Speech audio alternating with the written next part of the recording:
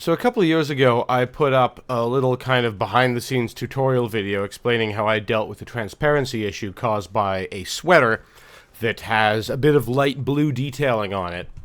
And the remove a color feature of Camtasia, and I believe most video editing software, couldn't tell the difference between that shade of blue and the green of my green screen. So that was causing some transparency issues. I think I've found a better way to deal with that issue than the one I posted there, and I'd like to share that here. This cowboy shirt I'm wearing has some of the same problem with the light blue detailing here, along the collar here. So what I do, let's open this group up.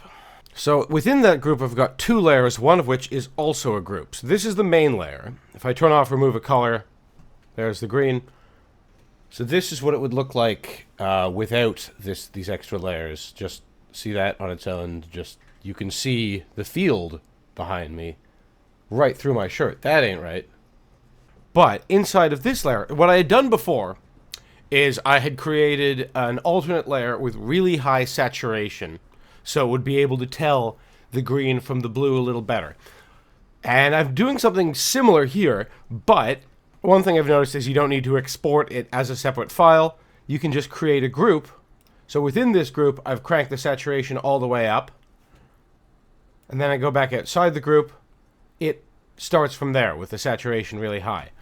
It's on the top layer, so this is what it looks like. The saturation is really high. Instead of telling it to remove the green, I'm telling it to remove everything except the blue.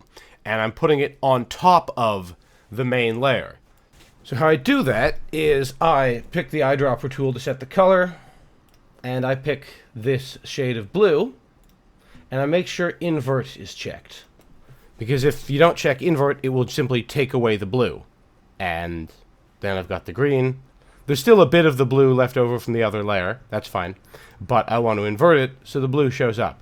Now if you zoom in, it still doesn't look quite perfect, but I think it's a small enough detail. It looks good enough.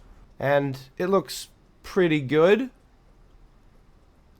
Less noticeable, I think, and it lets me avoid the kind of green shadow aura around me that there used to be.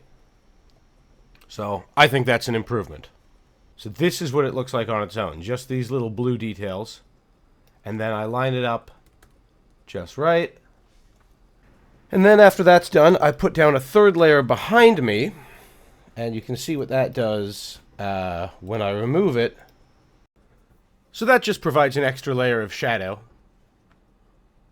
And inside of this layer, what it looks like, here I've turned the saturation all the way up, but also the contrast is up a little bit. And then, after I group it, I turn the saturation all the way down, the contrast up a little bit, and the brightness. I think not all these steps are completely necessary. The point is, this is a black and white layer with kind of increased contrast underneath, and it's a bit darker to give you that extra shadow along the hat in particular. That means that when there is a shadow behind me, it appears as black rather than green, and it's a little less distracting. Now I just need to figure out how to prevent the lighting issue that happens here when the hat blocks the light. Here it is. What I think I'm going to have to do is just stop wearing hats in these videos.